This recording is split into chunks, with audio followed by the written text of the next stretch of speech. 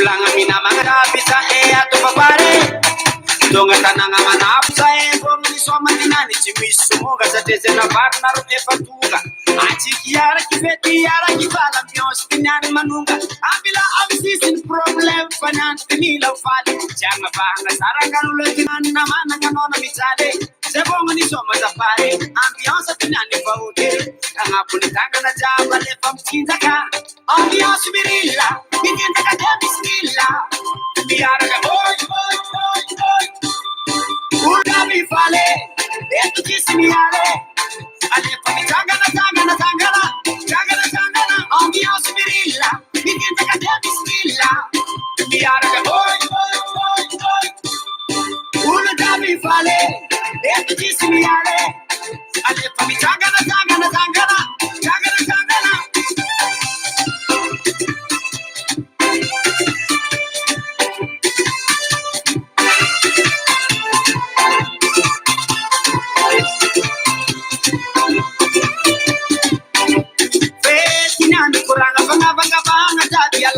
Mana bola zamani dikili kina masikini tuma azumiti mana pai fanga na ule chuto chwande maia na buta vapeti tamara nani azami suta na vai na tomta nanga mitinza kami fambitanga chisi manya keresi basamana na Beyonce chisi bataka na basame na supini soma fano situsiki na maazumila tinta katanga tanswa ambiance birilla mitinza katanga bismillah we are the boy. Ulu dami fale, etu kismiare. Ale pami tangana.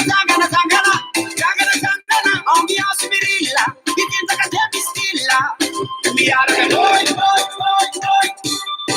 Ulu dami fale, etu kismiare.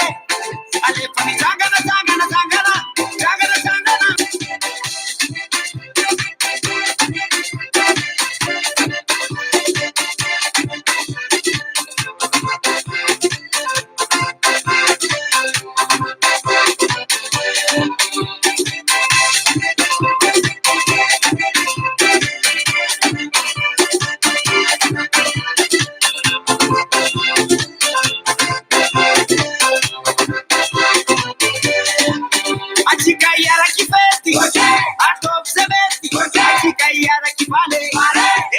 Pagare, yara manumbo ni tangana vishia bana yara so, yaba.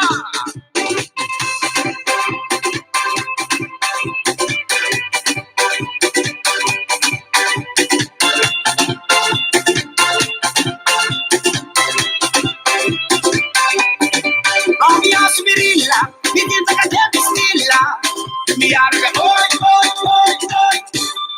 Ulu dami fale, etu kismiale. Ale pami tangana. Ambiance birilla, nitinta kate bismillah. Miara ke boy. Ulu dami fale, etu kismiale. Ale pami tangana.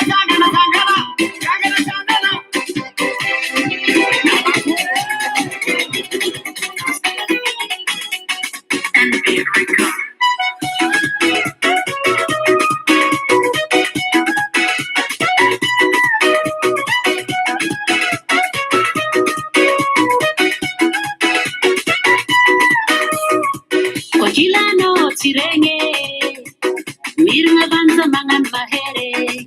Abadi kengi zami sefawe mayanga. Nefa ko kila no kara or salama. Sirengi films au male mile. Tadengi no fofana ka sirenge. Nefa magura ka hanging atufo. Sena mi bala na foma susakafo. Anotia kumare. Angataposa na hari matisarage. Sawana kale. Zeratia kwano maharage. Anotia kumare. Angataposa na hari matisarage. Sawana kale. Zeratia kwano maharage.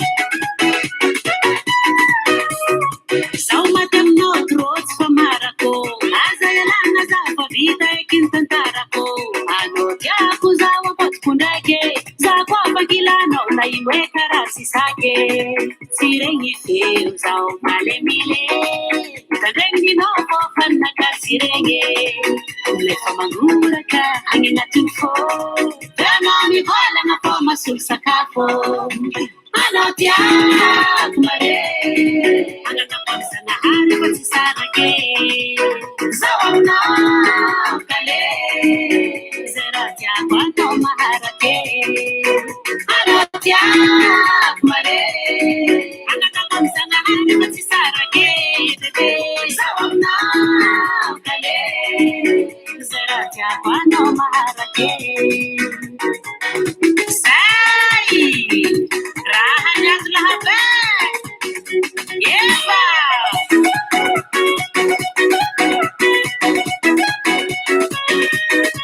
maharaka matikuiwo maharaka sakatiako maharaka matikuiwo anao sialako sika maharaka matikuiwo maharaka sakatiako maharaka matikuiwo anao sialako bebe iyo iyo yeah yeah yeah yeah yo yo yeah yeah yeah yeah anutia kumare tatakomsangahare patisarake sawamno kale seratia kwano maharake anutia kumare tatakomsangahare patisarake sawamno kale seratia kwano maharake anutia kumare tatakomsangahare patisarake sawamno kale seratia kwano maharake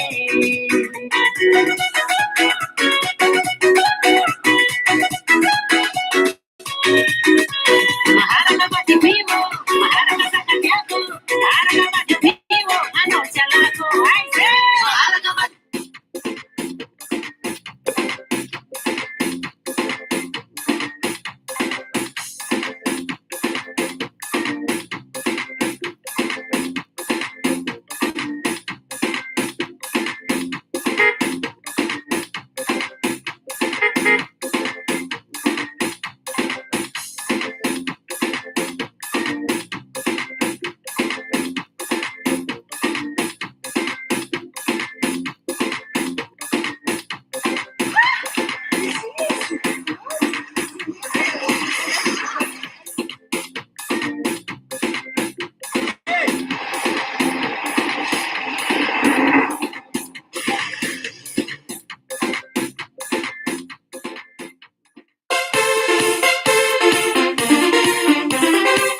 Ladies and gentlemen,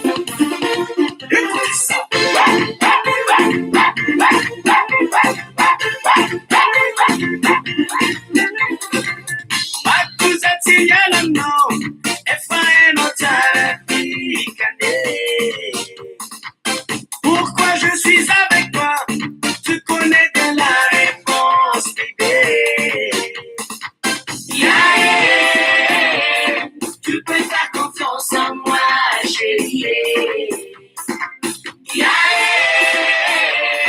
à tout qui sait ça, no, c'est cool. Yeah. Avec toi, avec toi, avec toi, je veux vivre avec toi. Signal no, signal no, signal no, ça signal no.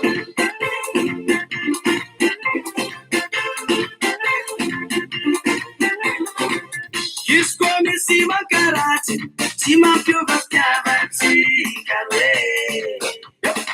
Si quelqu'un veut saboter, ça ne pourra changer notre amour. Yeah, je ne t'oublierai jamais, chérie. Yeah, si enfin m'a dit non, ça avec toi, avec toi, avec toi, je veux vivre avec toi. Signal no, signal no, signal no, ça signal no, signal, signal, signal, signal, signal, Satsinale, Satsinale. Yes! This is a song for you. Original system. Listen. And I make it up, and I make it up, and I make it up to you, baby. Yes, you're my angel, you're my darling. You and my love, baby, you alright. Are you ready? Come on. Jump, jump, suck, suck, jump, jump, suck, suck, jump, jump, suck, suck. Everybody, here we go. Avec toi, je veux vivre avec toi. Signal no, signal no, signal no, ça signal no.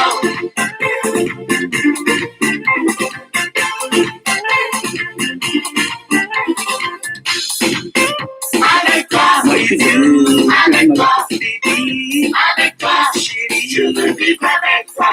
Signal no, signal no, signal no, ça signal no. Let's have a bit of that.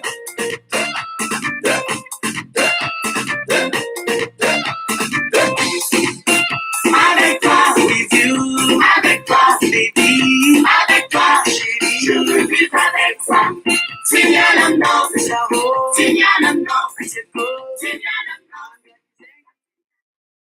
Merhaba rehetra ary amin'izao andro hariva atao hoe atanin'olona izao avy aty direct avy aty amin'ny ato amin'ny tokantranoko no miresaka aminareo andro zoma andro any ary andro zoma manifaka hoy ny tanora ndasa aloha ikale hira anankiray dia alefako amintsika. Androany tsika dia andron'ny Jerry Marcos sy izay miaraka amin'izay satria ny antony dia zao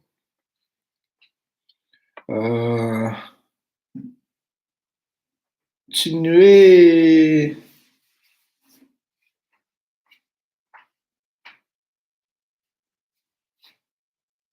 hoe attaque contre Fleury Rokotomalala izay indray hono ny baiko azo ho an'ny FB Belair nanomboka tamin'ny le 8 Lefaso. Tsy mampaninona mihitsy zany mbola tsara jiaby tsika akamajiaby miarabanao tompoko. Ny atao amin'ny YouTube zao tsika dia efa manomboka ame maromaro efa tafakantrany amin'ny 100 mahery sy ny karazany. Ny amin'le lumière zany maty le ampoule anankiray dia misy angle tsy mahazo ohatran'ny hoe somary lasa maintimainty zany ny tenantsika ao anatin'le izy lasa vadiko hoe lasa vadiko kely toko azafady zay ngambany zay sao tsy mety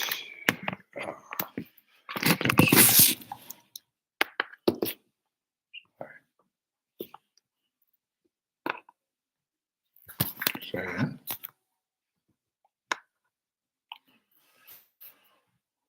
non misy aloko foana le izy fa aleo atao ato amin'ny original atao amin'ny netim-bohany sarotra koa manko le milalao lumière ty tena tsy afeninantsika menakavy fa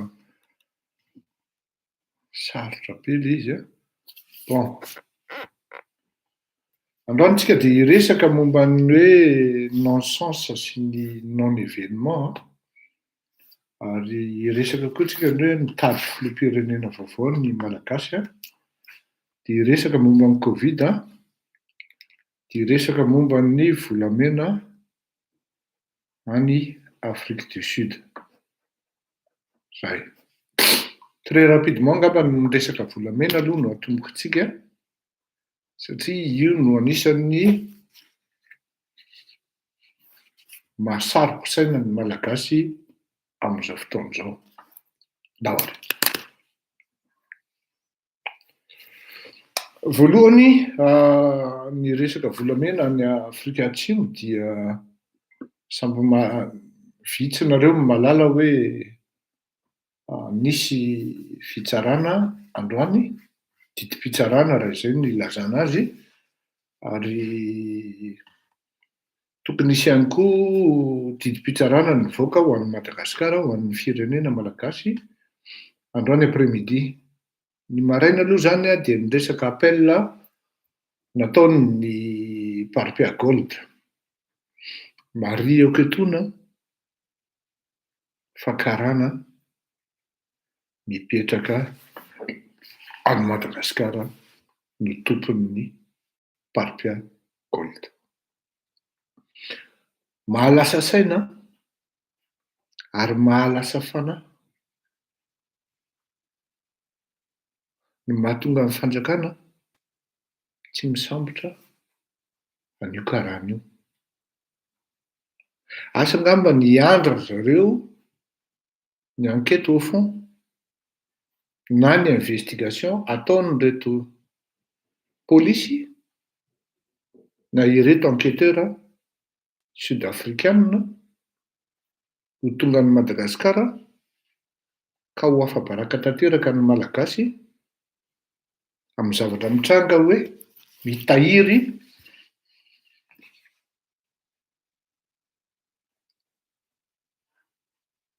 mpanjakan'ny mpanao kolikoly, mitahiry mpandroba harena ny firenena ny fanjakana malagasy. Efa zavatra tsy secret intsony zany amin'izao fotoan'izao, ary ny Parpia Gold mihitsy izay société any Dubai no misy azy, plutôt any Deira, no mitory ny fanjakana ny polisy sud-africaine fa tsy mitory ny fanjakana malagasy. Jereo tsara, tsy mitory ny fanjakana malagasy fa mitory ny polisy sud-africaine amin'ny zavatra mitranga hoe illégal hono ny saisie nataon'ny polisy sy ny fanjakana sud-africaine. Raha izay illégal ihany koa ny arrestation izay natao amin'ireto malagasy mitondra an'ireto volamena 37 sasany kilao. Ka rehefa nandeha ny fitsarana voalohany dia débouté amin'ny première instance zany dia débouté ny Parpia Gold ka nanao appel zareo. Ny procédure sud-africaine moa dia na ny appel raha dia mila accordena aloha, zay vao mandeha. Dia nivoaka androany ny didim-pitsarana momba an'io appel io hoe accordé, afaka manao appel ny Parpia Gold. Veriko, afaka manao appel ny Parpia Gold amin'ilay appel amin'ilay hoe débouté izy, tsy anazy ny volamena fa motivé ary tsisy lalàna amin'ny fanjakana sud-africaine mandat manao opposition zany. Une loi qui s'oppose à la saisine, à la saisie zany de l'or, des 73,5 kilos d'or appréhendés na saisis par l'État sud-africain. Dia rehefa débouté ry zalahy le Parpia zany tamin'le procédure na le requête nataony dia nanao appel izy en urgence dia nivoaka androany maraina ny didim-pitsarana tamin'izany hoe autorisé izy hanao pourvoi en appel.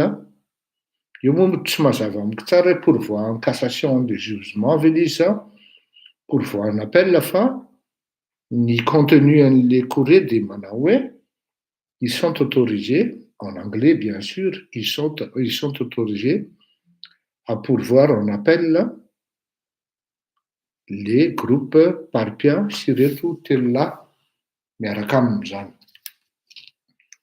Zay ny amin'iny androany après-midi koa dia tokony misy fitsarana valim-pitsarana momba ny restitution sy ny extradition ho an'ireto malagasy zay fitoriana nataon'ny fanjakana malagasy. Aleo hazava tsara zany hoe misy procédure anankiroa lay izy farafahakeliny requête nataon'ny fanjakana malagasy miaraka ny douane zany, dia ny faharoa requête nataon'ny parpia gold. Tsy azo afangaro mihitsy ireo fa ny zavatra misy ny parpia gold hatreto dia tsy nitory ny fanjakana malagasy farafaratsiny izy raha hoe tena legal tsara ny zavatra ataony afaka mitory ny fanjakana malagasy izy, afaka misité jereo tsara. Zay nahitana an'ity zavatra ty hoe misy fiatsaram-belaty ary misy komberaka tsy mazava ao anatin'le film. Ny antony dia zao azon'ny parpia gold atao tsara mihitsy ny misité témoin à décharge ny état malagasy raha ohatra tena clean tokoa ny fifanarahan'ny état malagasy sy ny parpia gold hoe autorisé exportation io ary nekena officiellement io exportation io. Malheureusement, ce n'est pas le cas. Ce n'est pas le cas, pourquoi? Parce que ny antony dia tsotra be hoe raha ny araky ny lalàna ofisialy navoaka ny Andriamatoa Andry Rajoelina dia tsy azo atao ny manondrana volamena. Mivoaka ny Madagasikara na izy na izy. Kenda mivomangana sesiky ny tanana izy zany eto. Airy zalahy zany ireto karana ato ambadika mahazo privilège ary fantatra le privilège na ny vary mora na ny vary inona dia avy amin'ny orinasa io daholo ny kalitsinjo no manafatra azy. Dia avy eo vao vidin'ny fanjakana ary tsy fantatra na itony volamena itony ny fomba finansena n'ireny zavatra ireny na ahoana, fa dans tous les cas tsy intérêt amin'ny parpia gold mihitsy ny misité ny fanjakana malagasy ho témoin à décharge ka ilaza hoe officiel ary neken'ny fanjakana malagasy amin'ny alalan'ireo taratasy délivré ny exportation na ny transfert amin'ireo volamena ireo. Ny dikany dia zao, alohan'ilay fitondram-panjakana zany miditra ao anatin'ny processus hoe faux les papiers. Dia rehefa tonga amin'izay le processus zay hoe faux les papiers dia mazava ho azy amin'ny tsy fahaizana ininona dia motiver ny saisie nataon'ny fitondram-panjakana sud-africaine. Zany hoe maty sasaka ao anatin'ny lainga zany ary tafiditra ao anatin'ny piège-ny lainga nataony ihany ireto malagasy sy ireto karana tompon'entana. Ka na ny karana amin'izao fotoan'izao tsy tompon'entana, ny fanjakana malagasy tsy afaka ho tompon'entana satria izy trotro zao no nanao hoe taratasy faux et usage de faux ireto document nanaraka sy nitondrana ireto volamena. Qu'est-ce que cela veut dire en termes de droit réel? L'État malagasy ne peut et ne pourra jamais présenter des documents qui puissent attitrer que l'or, les lingots d'or en question appartiennent à l'État malgache. Tsy afaka miproduire papier zany ny fanjakana malagasy hoe anay io, kanefa dia lasa fotsy mitonatona ohatran'ny lolo fotsy, mitory, se proclamer, se déclarer, s'autoproclamer, s'autodéclarer comme étant propriétaire des lingots saisie en question. Zany hoe une vérité moitié dite mais qui n'est pas dite. Ny lalàna manko dia tsy mijery afa-tsy ny zavatra concret à travers ny taratasy fizika eo am-pelantanana na ny mety aveu ataon'ny retim-passeur nefa na izany anaty zany tsy voatery ny fanjakana sud-afrikana ino ary ny lalàna koa no mitenen'izany hoe douteux matetika ny aveu ataon'ny criminel. Tsy jugé sur pièce zany ny aveu ataon'ny criminel fa ny taratasy eo am-pelantanana sy ny voaray tao anatin'ny saisie no attestation voalohany indrindra manambara fa tsy han'ny fanjakana malagasy ny volamena ary ny fanjakana malagasy hatreto dia mbola tsy ny présenter papier na attestation na iray aza afaka manaprofo fa anazy ny volamena. Azafady toko mety hiteny amiko nareo hoe ka mety tsy nomenotrany hoe zany resaka ao zany mampiditra mamoaka zany teninao zany monsieur Fleury. Non, tsy afaka mamoaka izy taratasy hoe tompony io volamena io satria le fait izy mamoaka an'izay taratasy zay dia midika fa tena noautoriseny le izy ary scandale en la matière aty Afrika ary Madagasikara hoe officiellement zany manao trafikana volamena ny fanjakana malagasy. Ny an'ny Venezuela zao dia tratra hoe manao fanondranana volamena tsy mazavazava ny filoham-pirenena venezueliana dia nefa ny zavatra mampagaga misy avion izay mipetraka aty Madagasikara privé io matetika no makany amin'ny faritry Venezuela iny mandeha Turquie mandalo Dubai arao ny mouvement io avion io dia gaga nareo hoe inona zany ny fandraisan'le Venezuela sy Madagasikara sy le Turquie ary Dubai. Plaque tournantina inona zany io zavatra io fa malasalasa saina le izy ary eo indrindra no idiran'ny CIA amin'ity affaire ity. Tena miditra lalina ao anatin'io zavatra io ny CIA raha tokony raha fantatritsika zany.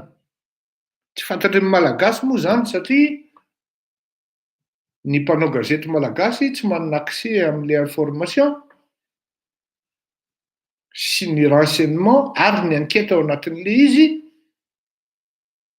dia miandry ny vaovao ataon'ny Fleury Rakotomalala zay vao mipike manao perroquet, information perroquet filazan'izany dia mamerina any amin'ny pejiny zareo. Tsisy olana amiko mihitsy zany tompoko fa au moins ny zavatra tena mba fanao dia hoe selon mba hajao amin'le source an'le samy mpanao gazety tsika dia alefaso selon an'izay le izy fa aza mizesta hoe $20,000 avy eo dia lasa $200,000 dia lazaina fa source près de l'enquête nefa information spéculée et fausse. Dia afabaraka fotsiny nareo avy eo ka tsy afaka miproduire dans l'incapacité totale par stratégie et par processus judiciaire zay mety incriminer an'le état malagasy no tsy ahafahany produire papier na attestation quelconque hoe anay fanjakana malagasy io volamena io fa dia lasa fotsiny zany botolo be hoe avereno aminay le volamena. Tsisy profo na iray aza mampagaga au niveau ana état mahalala tsara na avoakan'ny fanjakana io na izy dia mahalala tsara hoe si on se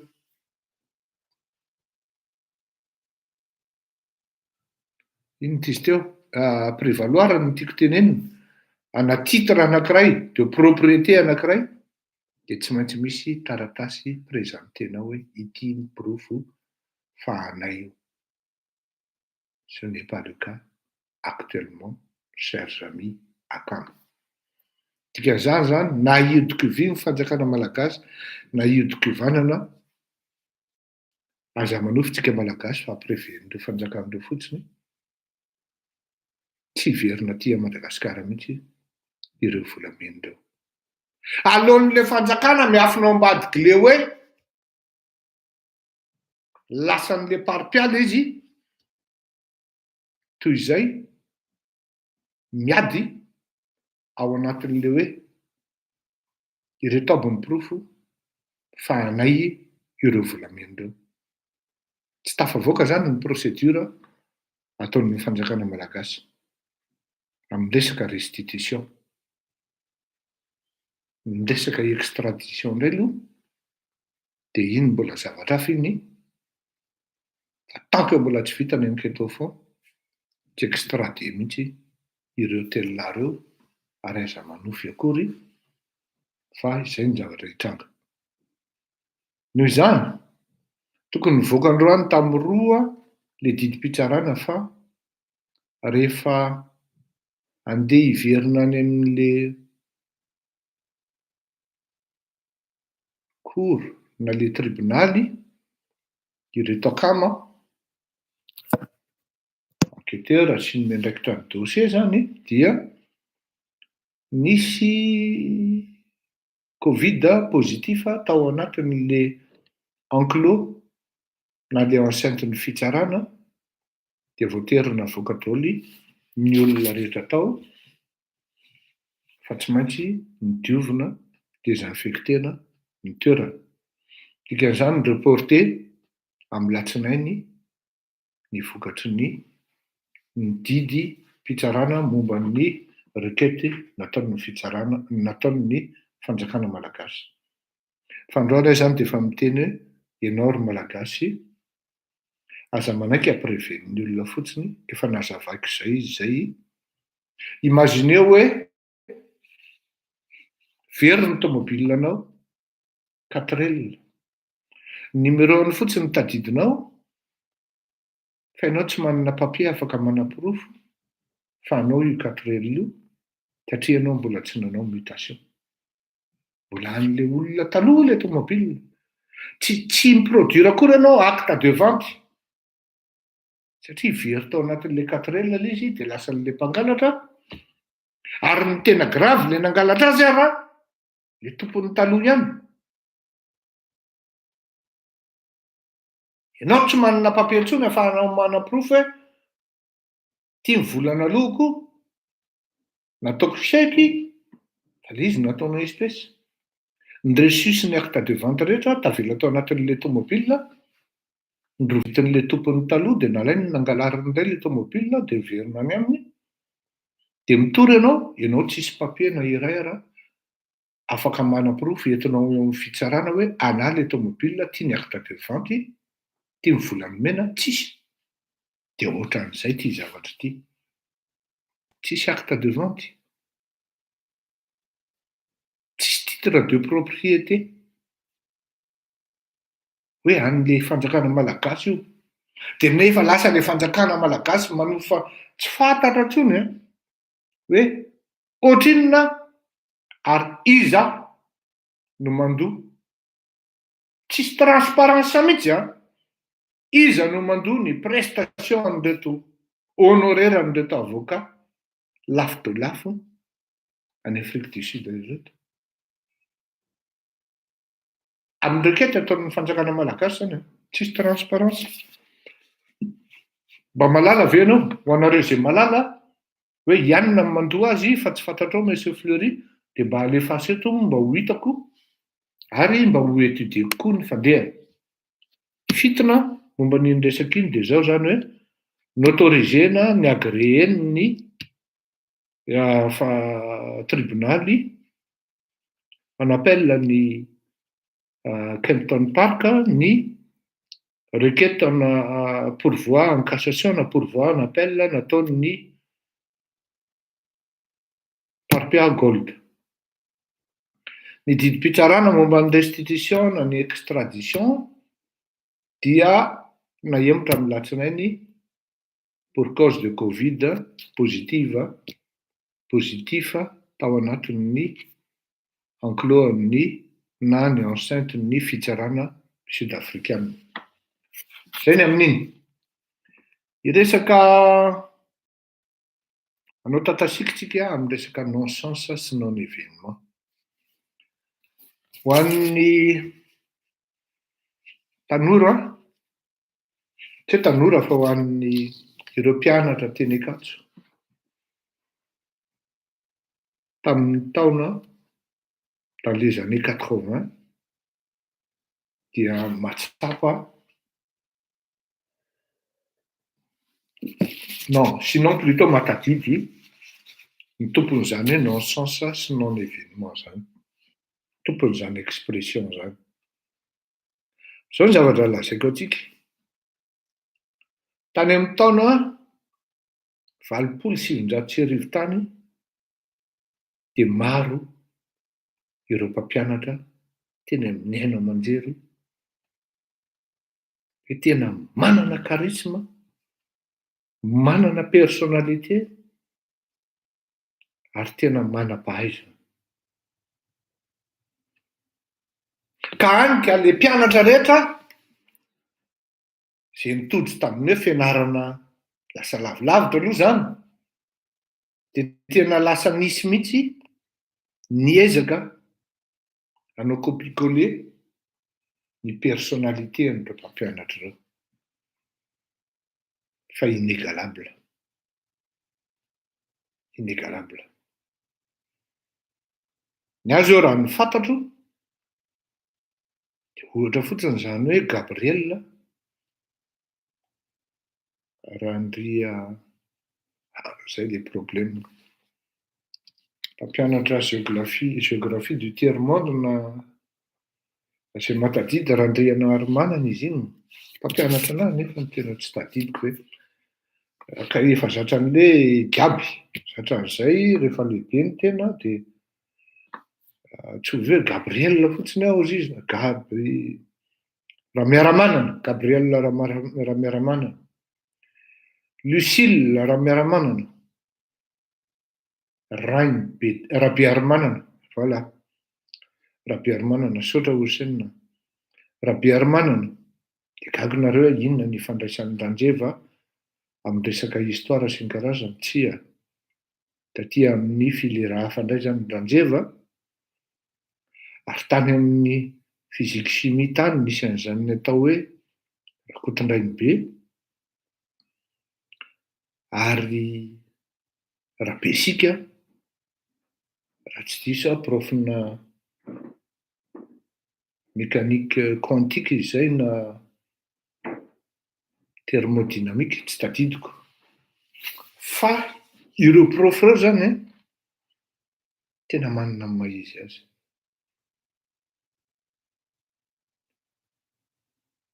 Ary rehefa i Randjeva, professeur Randjeva no miteny hoe non-sens. Non-sens zany propos anao zany. Non-sens zany zavatra lazainao zany ho an'ny olona izay nanao droit ary nanao économie dia mahalala an'izany rehefa miteny amin'izay io zavatra io professeur io. Non-sens zany analysenao zany. Non-sens zany synthèsenao zany. Non-sens zany propos-nao zany. Azavaiko ny tiany tenenina amin'izay. Lasa indray misy zavatra miseho amin'ny firenena. Ohatra manao fihetsiketsehana ny opposition tamin'izany. Fantatritsika fa ny fianakaviana Randjeva dia anisan'ny akaiky ny Ratsiraka Didier, indrindrindrindra taony amin'izany taona 27 zany, anisan'ny maître penseur ny Ratsiraka Didier, ny fianakaviana Ranjeva, indrindrindrindra professeur Ranjeva.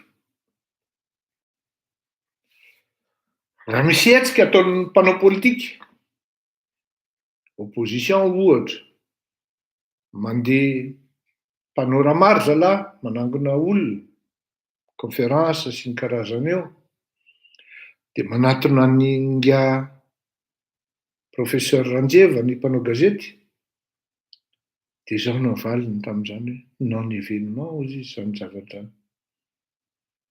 Non événement zany zavatra. Misy zavatra mitranga, tsy dia mamely ny portera, tsy miainga amin'ny fiaingan'ilay izy, tsy matotra amin'ny fomba hitondrana azy, sady non-sens non événement ozy izy professeur Ranjeva.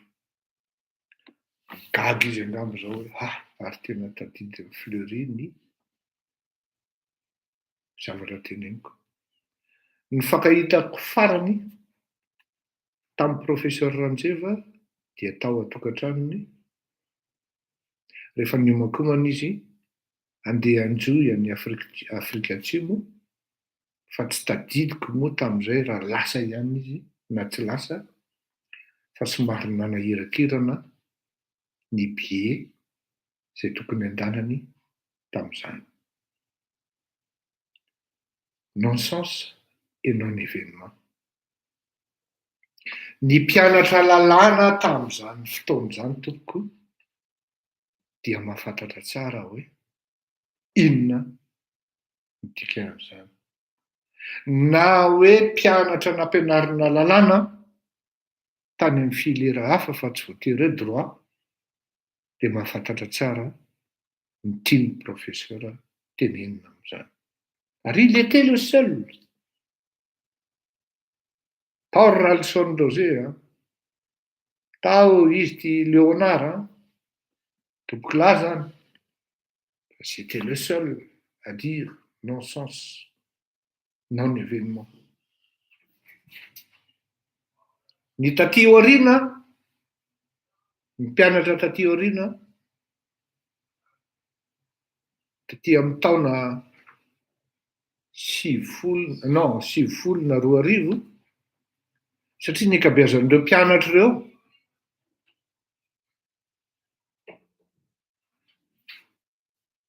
oui, marina anadahany lalatiana Ravolomana.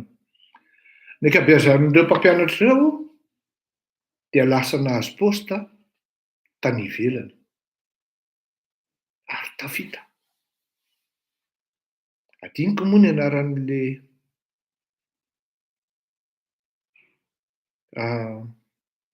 nisy professeur oui, David Rakoto zay koa, tao amin'ny géographie indray zany.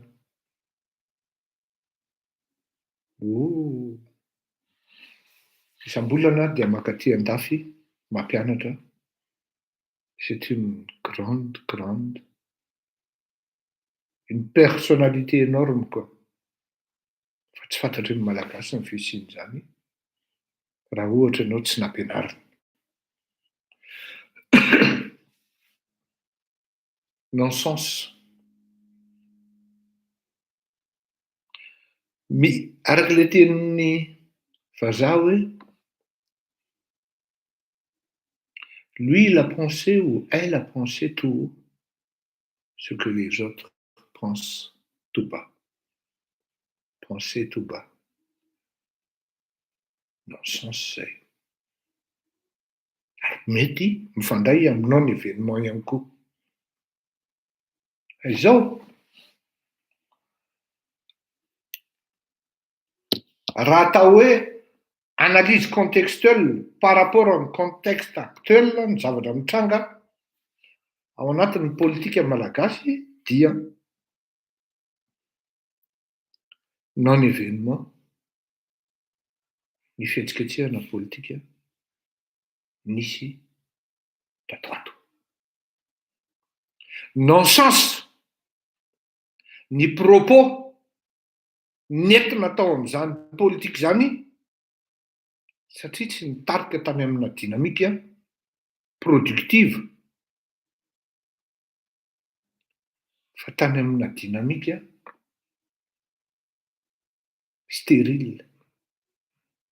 Zany hoe miodikodina eo amin'ny ady politika ady seza ady famitahana tiany lana anao anty erery ty lahy de petahako anty zarako are lana anao erery io ndray koa nanao erery koa ny opposition de petahany fitondram-panjakana zarako are lana anao erery fa tsisy dynamique. Il y a jamais eu une dynamique qui tend vers le développement, sinon vers la production,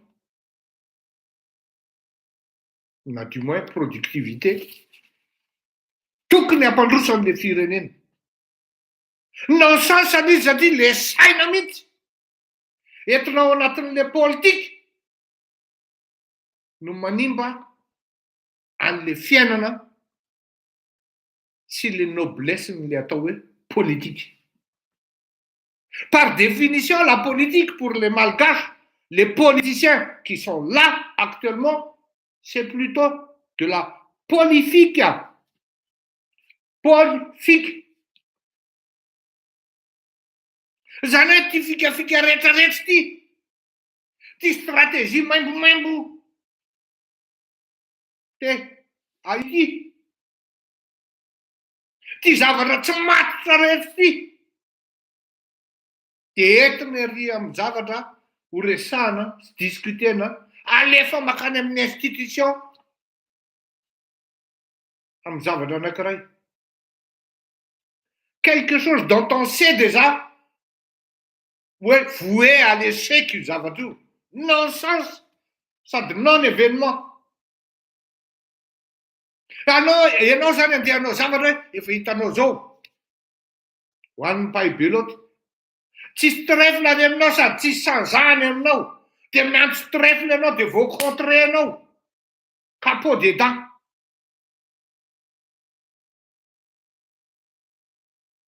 Oui, mieritreritra anao fa le karatra eny tananao no pirofo afahanao milalao eo ambony latabatra. Mandeha ny lalao tsy mahazo may mihitsy anao. Afa-tsy le maina anoloanao an'le jeu. Miantso trèfle anao sady tsisy sanzany aminao no tsisy trèfle. Capot des dents. Tsy diso 90 izy zay. Tonga de tezitra amin'ny partenaire anao.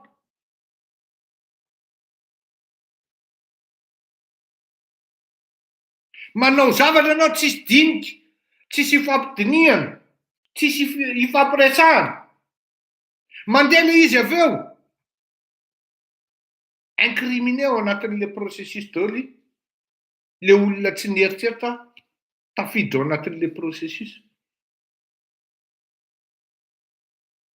De potika le zavatra. Zany hoe efa fantatra fa hidona amin'ny rindrina. Ity le 4L de hoe adonako amin'ny taloha ry. De fantatra tsotra zao fa ho potika le 4L satria taloha ny eo aminy. De mbola lasa ihany ty pingapinga sy dedadedaka nalefany satria mafy be io 4L io. Dona tamin'ny rindrina de tonga de nikapoka potika. Ny olona atao anatin'le 4L efa niala daholo fa revue seul ianao ary. Dana revue de hitanay eo. Hidona amin'ny rindrina. Non seulement zany, ny propos entin'ny mpanao politika amin'izao fotoana izao miala Andry Rajoelina. Aiza ny argumentaire e? Alefaso ny argumentaire maromaro amarampolony. Moi-même je peux citer minimum 30 argumentaires pour demander le départ de Andry Rajoelina. Lasa le mpanao politika mikritika isanandro sans donner de solution. Sans citer par un quelconque manifeste hoe ireto aby ne motivé sy milégitime ny départ Andry Rajoelina.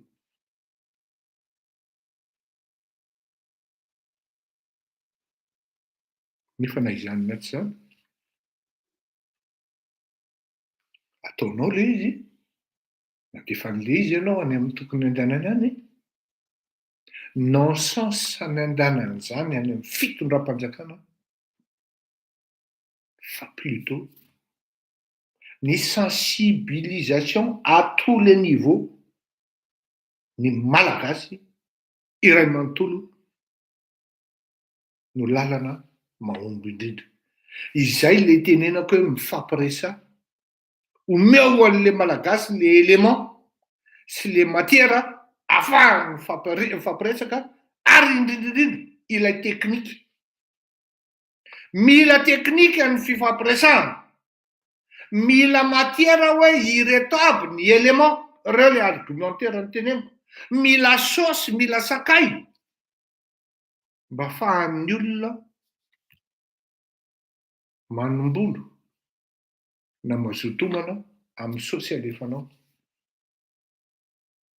Fa ny problème dia zao, eo no mampatonga an'izy hoe non événement, satria indraindray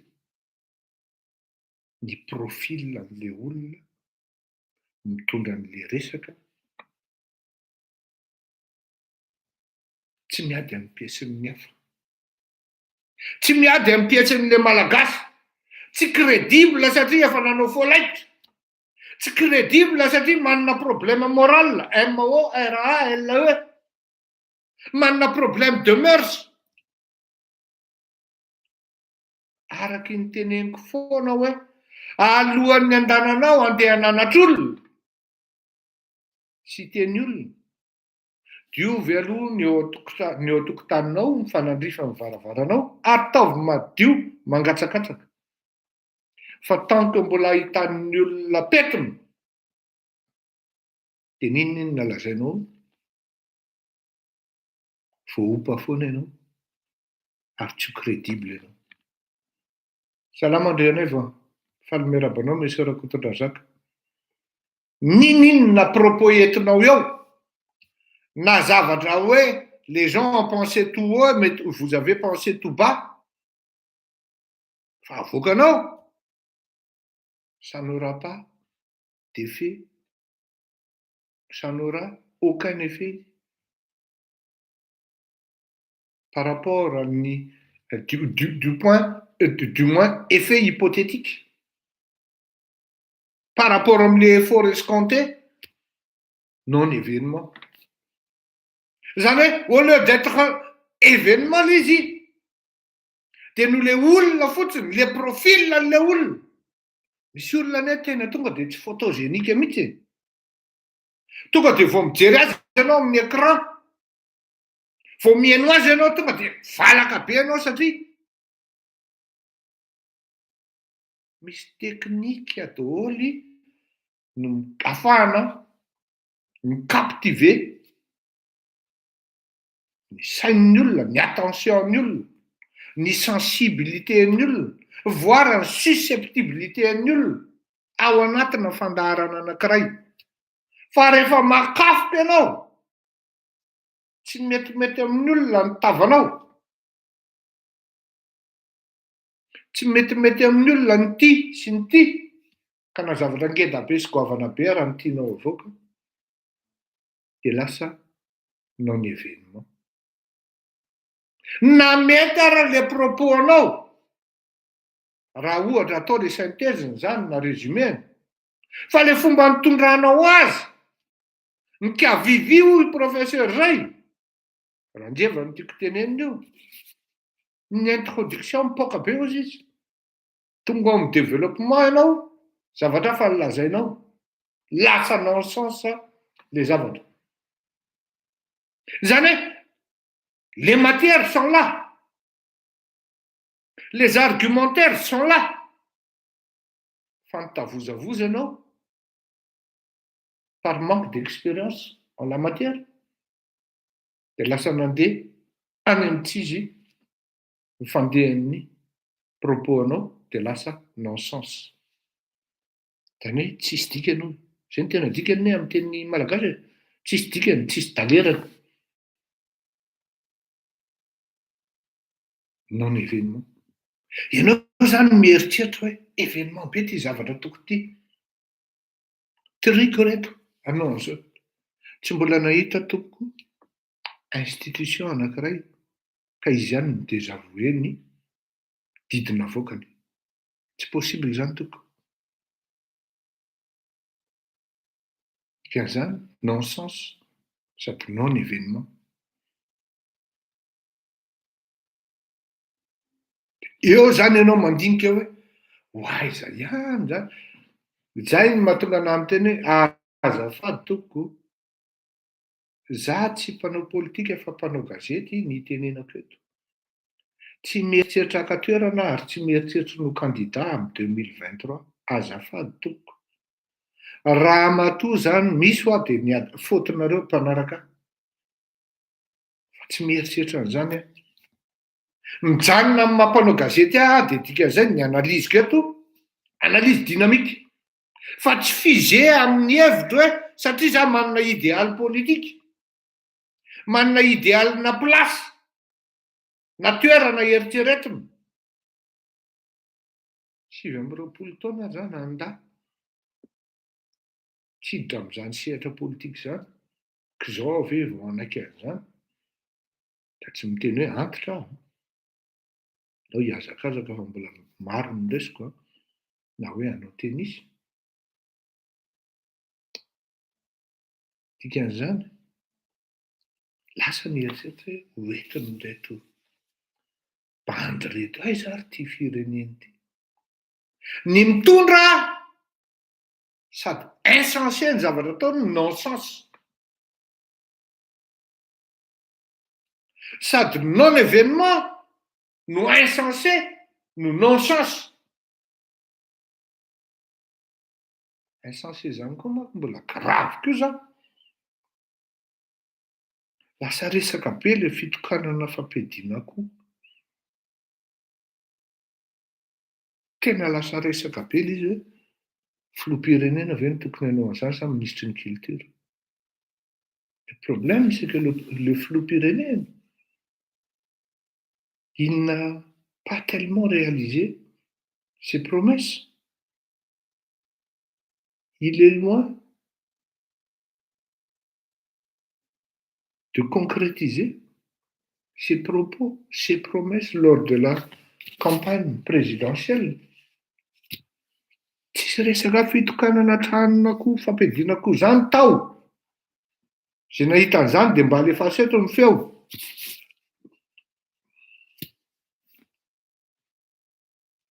Parce que le problème, c'est qu'il souffre. Son taux de popularité est vraiment très, très, très bas. Dia lasa ndeha hoe hampiakatra taux de popularité angambany. Torin'le ministry ny serasera voana ihany koa. Dia iny nitonatona nitokana trano fampiadiana koa. C'est vraiment un événement insensé et non-sens. Un non-événement, un non-sens. Dia tsy mbo misy mpanolotsaina ve? Monsieur le Président. Marina fa tena tian'ny andrinana tokoa, distraction amin'ny andrinana, zany ady akoho zany taloha. Ny mpanjaka zany. Kanefa ny Monsieur le Président efa tafidina ambany dia ambany mihitsy anao zany e. Tena marina mafy, tena ambany dia ambany.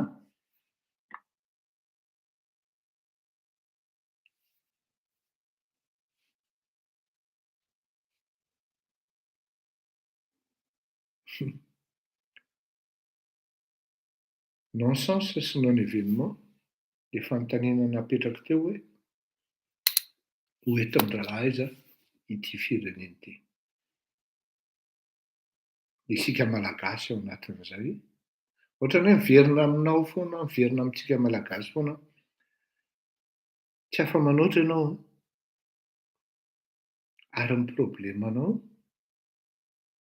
dia ny olona tokony hanampy anao ho painao na iza ho tonga ao amin'ny fitondrana dia mila an'ireo tafika sy miaramila ireo. Samy nampiasa an'ireo daholo na Ratsiraka Didier na Ravalomanana na professeur Albert Zafy na Ian Rajol, samby nampiasa an'ireo daholo. Fa rehefa tsy eo akaikinao ve ry zalahy dia ho painao izy? C'est insensé. Nefa voamalimalo izy nampiasainao. Tant que mbola tsy betsaka ianao no midiny eny an-dalambe dia tsy mivadika io basy io. Considéren'ny olona comme un non-événement ny zavatra ataonao. Tant que mbola tsy hainao minégocier sy ny mirassembler ny force vive rehetra dia insensé sy non-sens ny zavatra ataonao. Tant que tsy percutant ianao,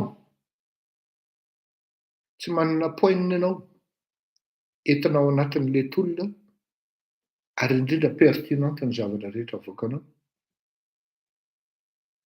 dia non-événement izay zavatra organisenao. Satria nanisy ary amin'ny fihetsiketsehana teny Tanjombato izay mipetraka polémika be dia be, mbola feno vahoaka teny Behoririka, mbola maro mipetrena teny Analakely, Soamanandrary mbola be mipetrena, Sabotsy Namehana tsy lazaina intsony, feno ny minibusy, Analamahitsy, Andravoahangy, izany hoe tena non-événement mihitsy. Amin'ny malagasy sasany ary lasa hoe insensé les mouvements. Satria lasa calé amina idéal humain, idéal personnifié le zavatra, fa tsy mba hoe idéal social na hoe idéal politique na idéal idéologique, fa lasa idéal olona hoe nous sommes un tel forever. Dia revue forever hono ianareo. Fa entre-temps, ny malagasy tsy mankatoa an'ilay forever no mihinana ny tady kirarona, na eo amin'ny fitondrana nareo na ivelan'ny fitondrana.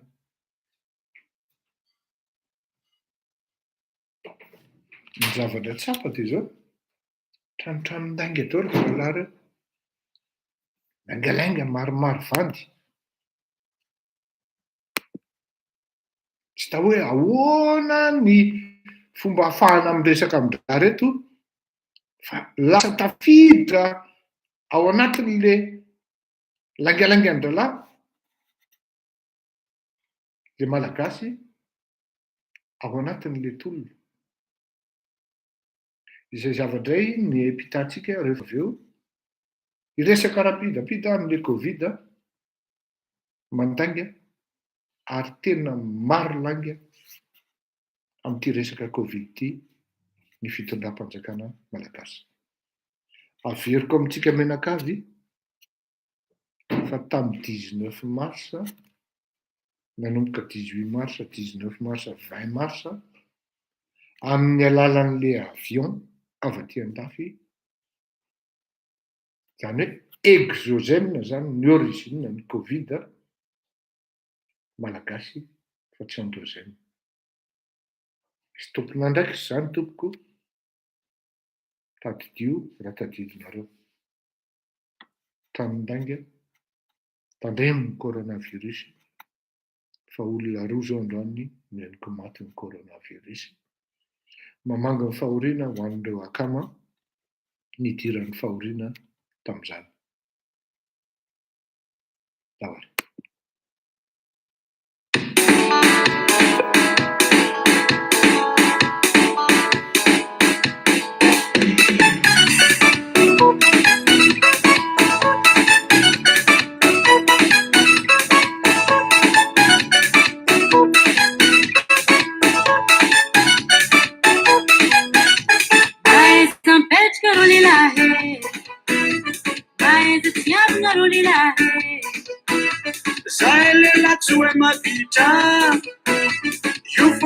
somtsiriritra Ano pagos naman ang bola Singit siya daw ang viola-ola na misy mandalo karanjely za tsy vadika velively tena marina Sara mifangata Sara tambitambi Sara fankatia Tsy mila bandibandy Sara mifangata Sara tambitambi Sara fankatia Tsy mila bandibandy ok no problème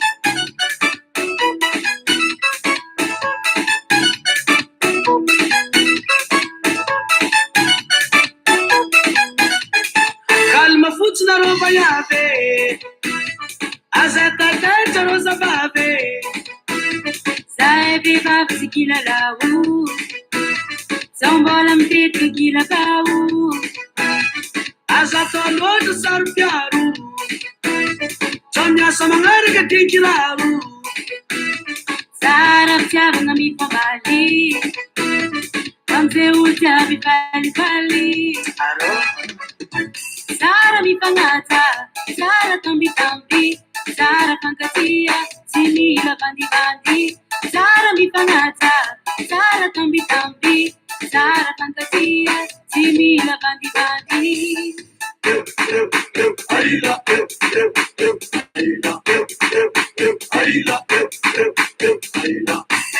tapez les mains tout le monde bouger on va danser Ma bandibandy Guaya guaya aila zay tsinjakelatsy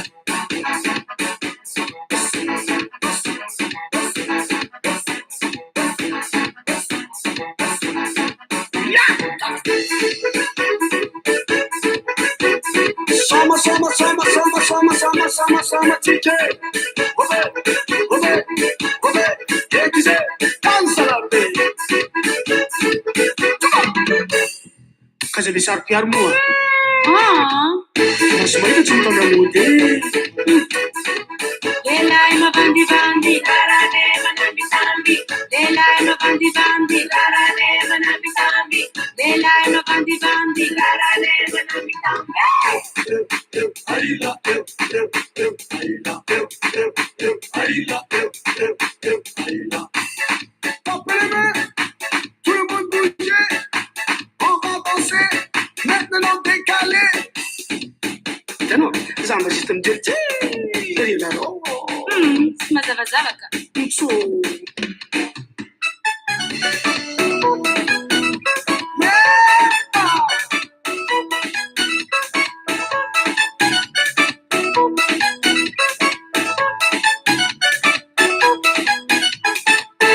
Sara mifangata Sara tambitamby Sara fankatia Tsy mila bandibandy Sara mifangata Sara tambitamby Sara fankatia Tsy mila bandibandy Ah, tsy ola.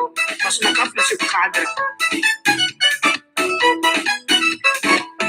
Sara mifangata Sara tambitamby Sara fankatia Tsy mila bandibandy Sara mifangata Sara tambitamby Sara fankatia Tsy mila bandibandy Sara mifangata Sara tambitamby Sara fankatia Tsy mila bandibandy Sara mifangata Sara tambitamby Sara fankatia Tsy mila bandibandy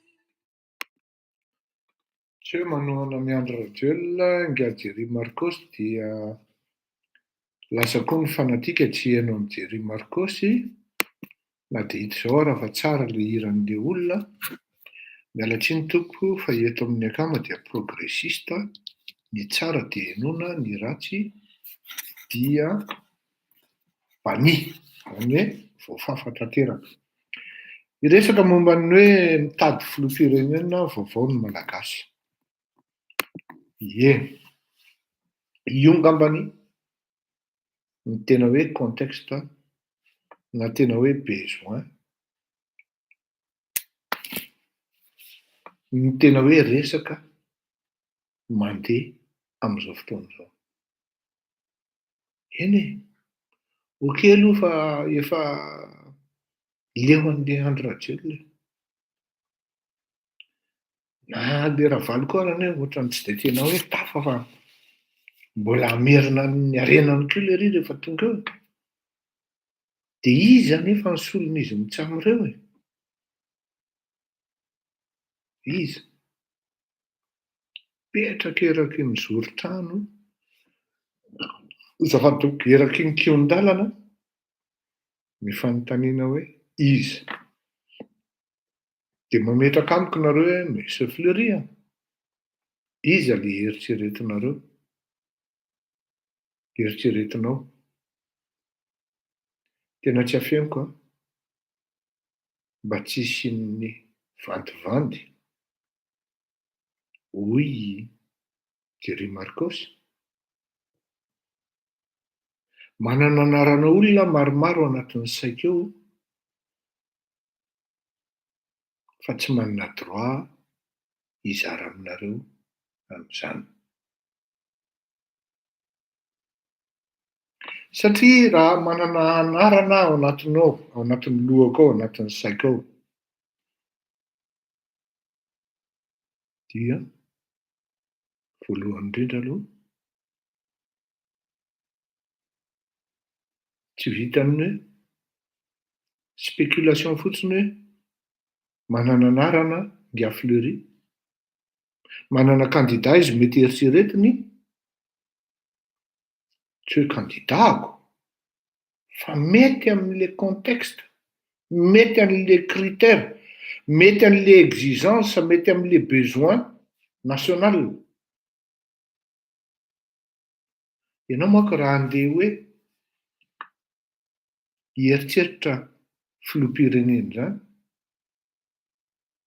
ny filoham-pirenena ilain'ny malagasy amin'izao fotoana izao dia filoham-pirenena manana poigne, manana herijika, manana clairvoyance, tsy azo iadika-hevitra.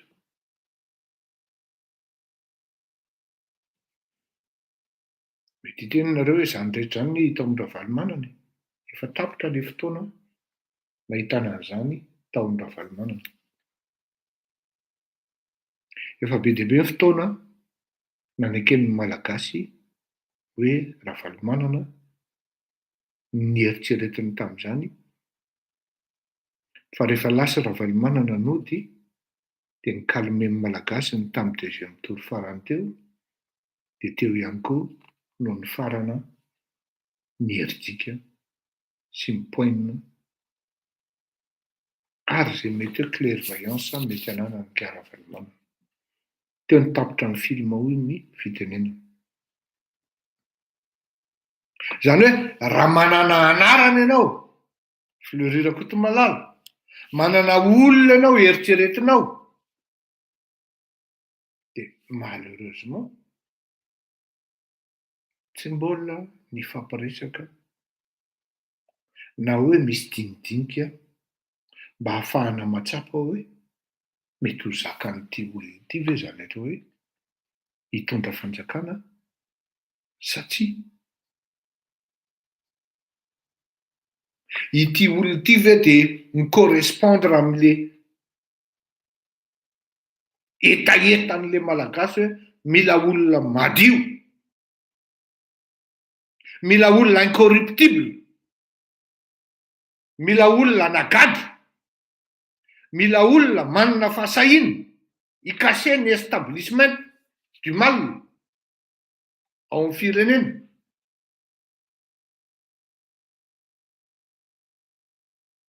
Tsy mbola tonga any amin'izay dinidinika izay na izay fifampiresahana izay ny resaka dikan'izany tsy manana droit hiteny aminareo hoe ianona na rano.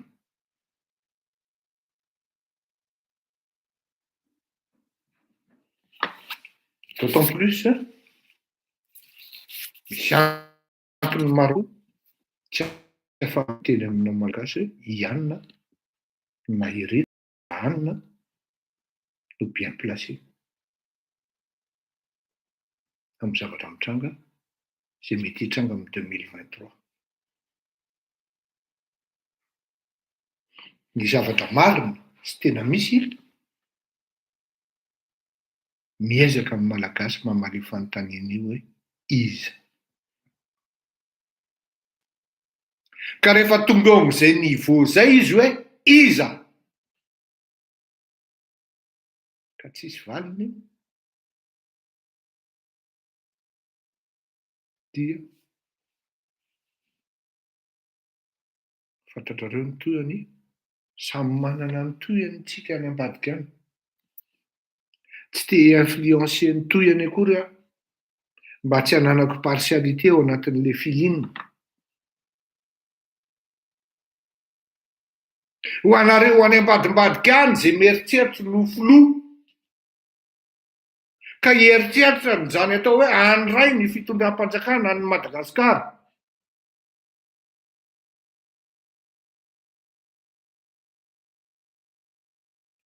Dia miala tsiny atoko hatreto aloha fa raha tadidiko misy candidat plus de 20 candidats tamin'ny farany teo. Et la prochaine fois, ce sera le cas aussi.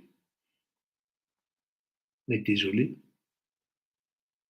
vous brillez par vos silences, par vos discrétions. Et je me demande pourquoi.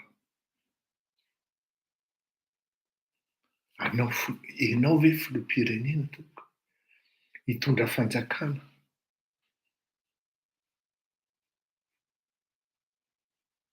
tsy andrenesam-peo na iray aza, tsy mametraka dynamique gagnante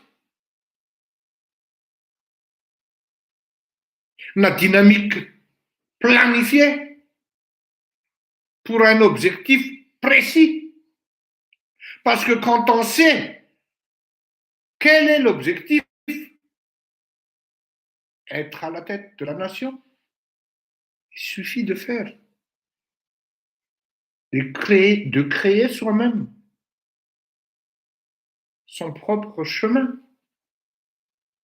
Fa rehefa tsy hitan'ny olona le acheminement na le lalana hoe efa manomboka mazavazava izy zany fa zao amin'izao fotoan'izao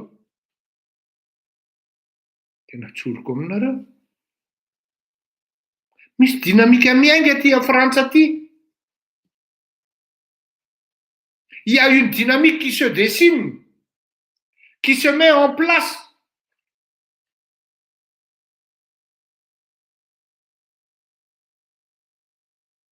Ho an'ny olona anatin'ny asany zany atao hoe lobbying zany dia mahafantatra tsara hoe miainga zany.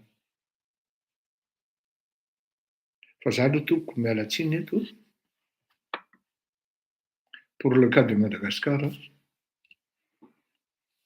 non. Non.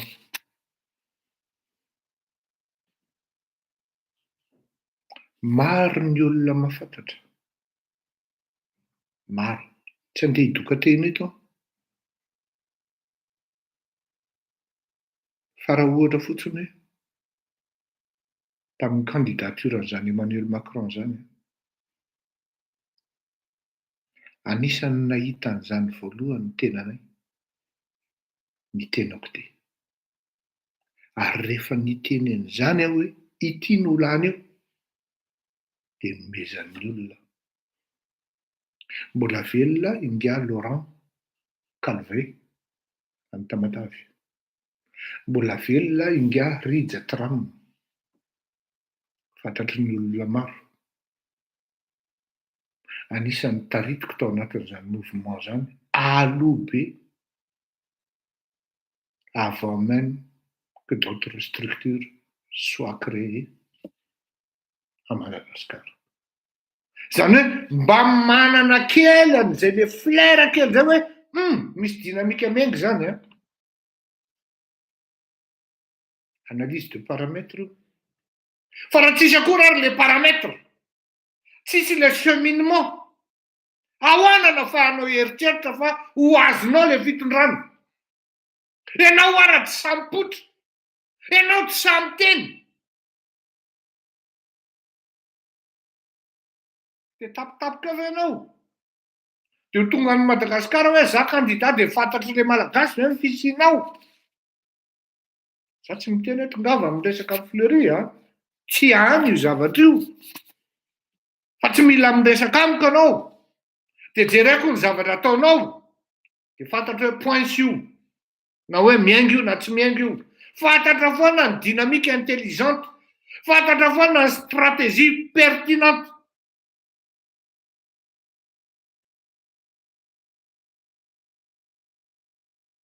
Misy dynamique miainga aty a Frantsa aty ho. Efa manomboka mandeha. Efa ça commence à prendre forme, comme on dit. Fa mihazakazaka any daholo ny olona rehetra. Ny akabazan'ny kivy. De hitanao zao hoe oay, lasa rery lereo. Efa misy dila avy any ambony any hoe tsy hanao tsony ary ve ty Emmanuel Macron ty sa ahoana. Tsy fantatra zany le fandehan'le revy. Fa nin'olona mipetraka ny drafitra matipaky.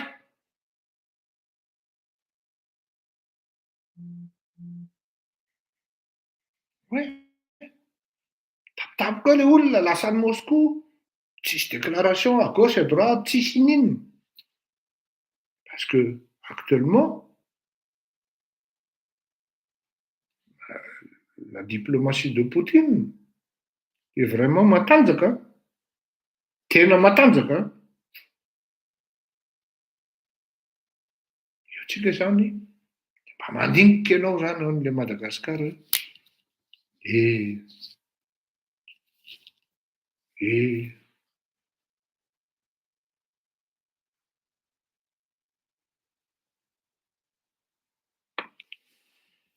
Mitady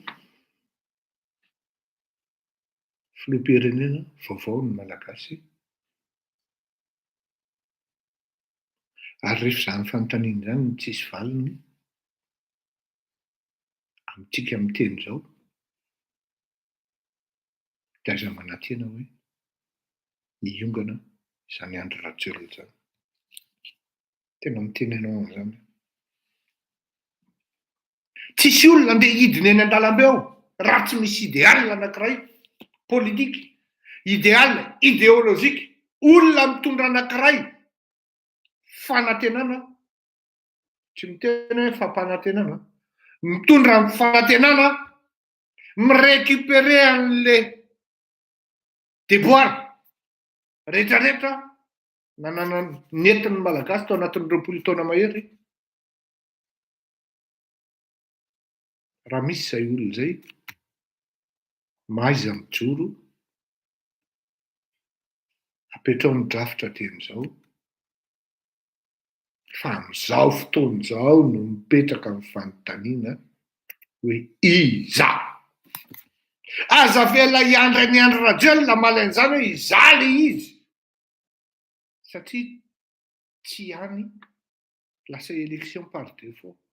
Aza avela hiandra Andry Rajoelina malain'izy hoe iza le izy. Lasa élection par défaut. Président par hasard. De aveo ianao ihany ny anenina hoe zao ne.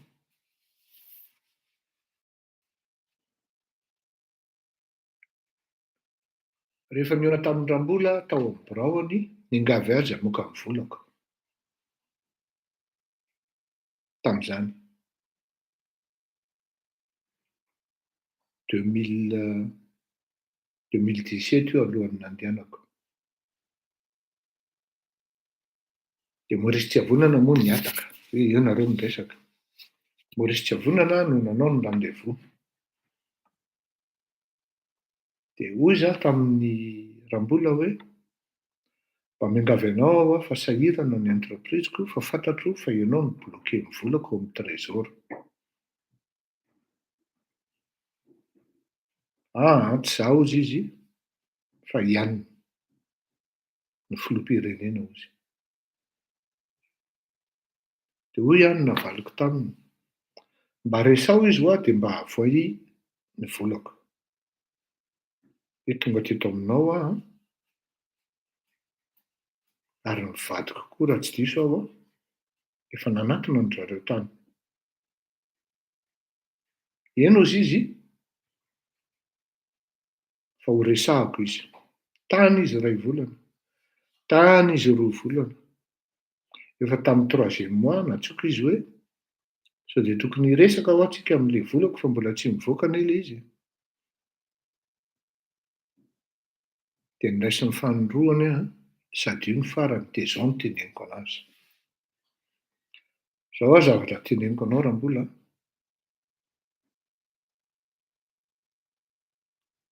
aza raisina ho toy ny fahavalonareo. Ne me prenez pas comme étant votre ennemi, parce que zany eo amin'ny teny anao e. Tsy ho zakanareo ne raha izaho direkta no tena mamely anareo. Fa rehefa satria izy manko niteny tamiko tamin'izay hoe tsy mety ary tsy azo avoaka ny volanao. Rehefa fantako taty aoriana lainga le izy. Satria tamina circonstance anankiray nifanena tamiko ilay filoham-pirenena, ahitanareo hoe ny tangalamena inona izy teo ny toy ny intermédiaire mpisolokoloko fitondrany tony matetika dia mahavita zava-doza. Izao raha mbola rehefa izay n'izy, izany dia hody any an-dafo dia izaho miteny anao fa mafy be nareo raha élu eo. Tena miteny anao an'izany mafy nareo. Fa maninona ianao miteny an'izany? On sera élu hozy izy? Non. Tsy lanin'izany nareo. Tiako tenenina amin'izany dia izao. Misy zavatra tonga dia fantatrao hoe miainga ity processus ity. Na misy fleury na tsy misy fleury. Mainka moa fa hoe misy fleury. Tonga dia fantatrao hoe miainga izany. Tsy nijabaka tao anatin'izany amarsy izany fleury rakotomalala. Raha tsy hitany vao nanomboka hoe iainga izany elan izany ary lasy ty. Izany hoe miala tsiny ataoko. Raha misy zavatra hidiran'ny hoe andaniko rondo sy andaniko hery dia tsy maintsy misy koa exigence. Raha ohatra nareo hitaritarika ahako amin'ny zavatra anankiray na amina entreprise anankiray, tsy maintsy misy satria natamin'izany nanao an'izany hoe ahoana ny fomba metrahana an'izany atao hoe ianao any Madagasikara nandeha hanao propagande ny Emmanuel Macron dia ahoana ozy migatsy amin'izany. Tsy maintsy nisy exigence napetraka ny fampiresahana taty andafy. Saotra an'Andriamanitra fa navitra soamatsara tamin'izany andro. Misy zavatra tsy maintsy ataona candidat na olona iray hieritreritra hitondra firenena irrévocable io ary non négociable.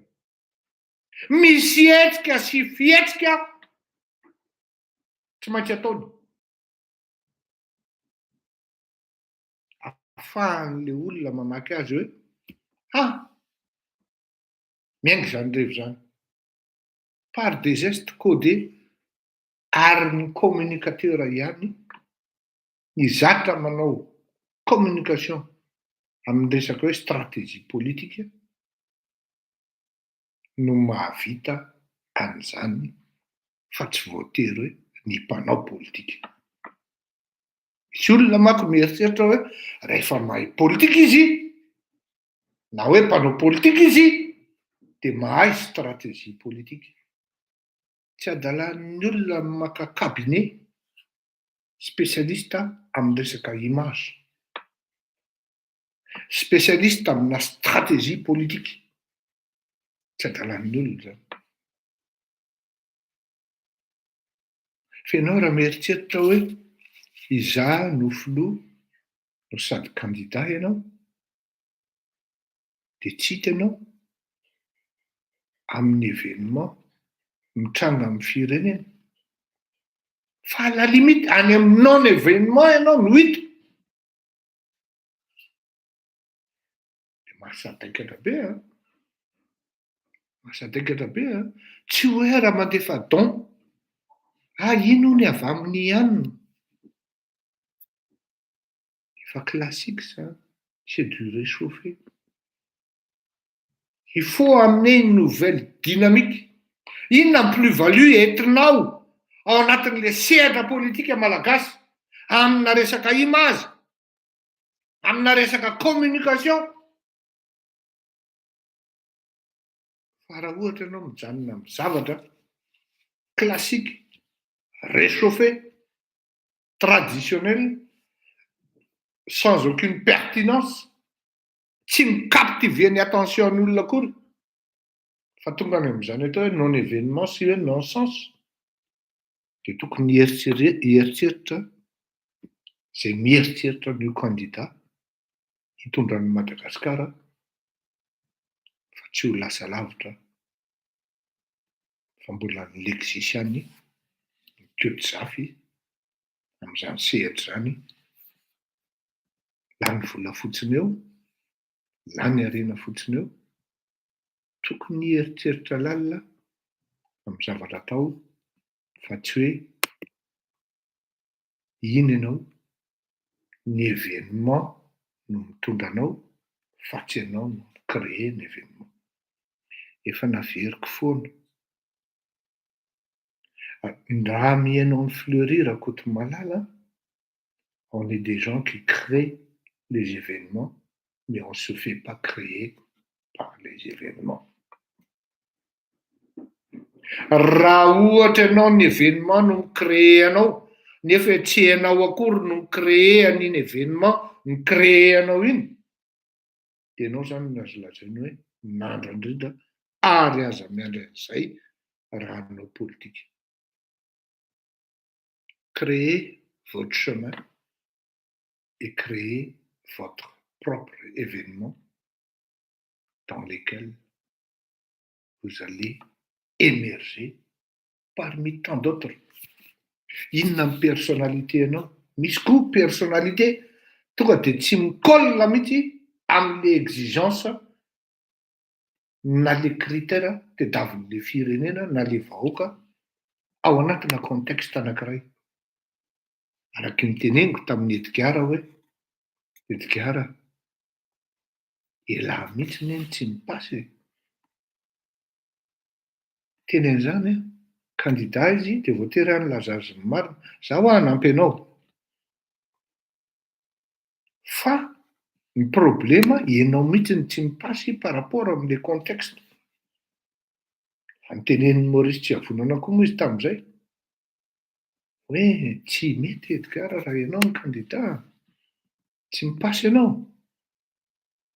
Mbola nisisika ihany raha namana.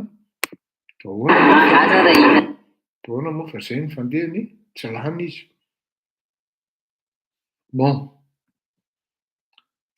fanao velomitsika mandram-peona. Hitanareo ngamba fa tena reraka ary ça fait une semaine très chargée. Rapitso tsy misy familady amin'ny atoandro amin'ny ray sasany any Madagasikara. Mandram-peona daholo isika mianakavy davare.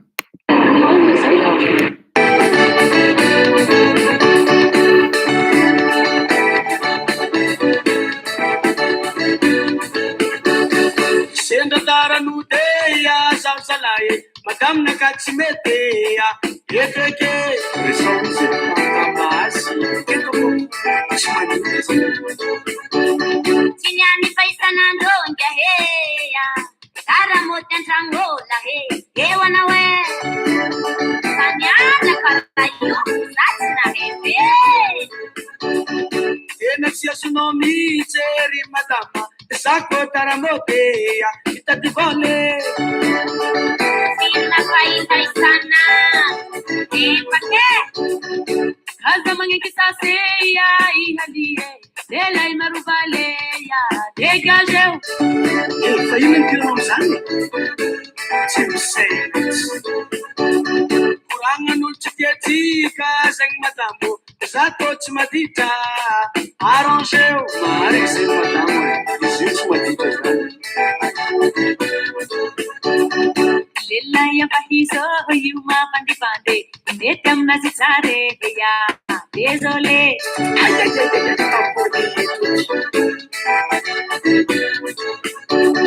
Funa faminao afayabe atsika ifagnamboatra arrangeo empty wakwate afanti stress itaka isanando ya itikiane satata tina hebe désolé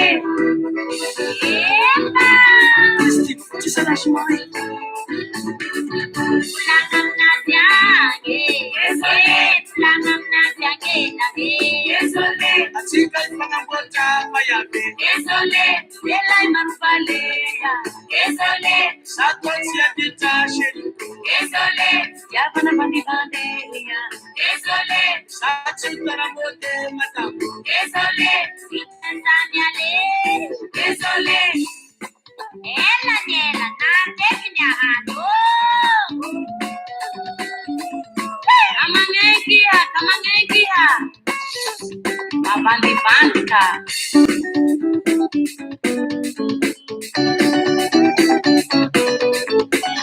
iskwamete yae ambara senge utandikishe tunasikomo iskwamete yae ambara senge astokarazima ni asana iskwamete yae ambara senge anokutie koe iskwamete yae ambara senge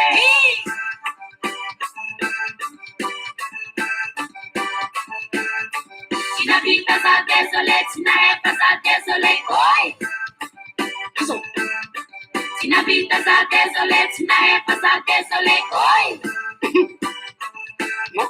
Tina vita za désolé, tina epa za désolé, oi! Tina vita za désolé, tina epa za désolé, ai! Awa mali asa manganjeng sana Manfere Manfere mobile Manfere Sinchuni Manfere Jamuvatu Manfere Pile Manfere Lamena Manfere Poini Manfere Yangi lalanye! Sensimila! Sensimila! Manfere mobile Manfere Sinchuni Jamuvatu Salonko Pile Sensimila! Lamena Sensimila! Poini Sensimila! Iwana we! Atok mariage ke Non! Emana foi Yagan nakahe! Nako! Langam nasyage! Langam nasyage nahe! Désolé! Atsika ifagnamboatra mayabe Désolé! Delay marubaleya! Désolé! za tô tsy aditra sheriko Désolé! Yavana pandivandeya! Désolé! za tsy taramode madamo Désolé! Itenzanyale! Désolé! Eny ara, désolé ozy nga Jerry Marcos Loma daholo tsika menakavy mandra-peona samby tahino Andriamanitra daholo tokoa amin'ny lahady iray fotoana raha tsy hoe misy zavatra urgent be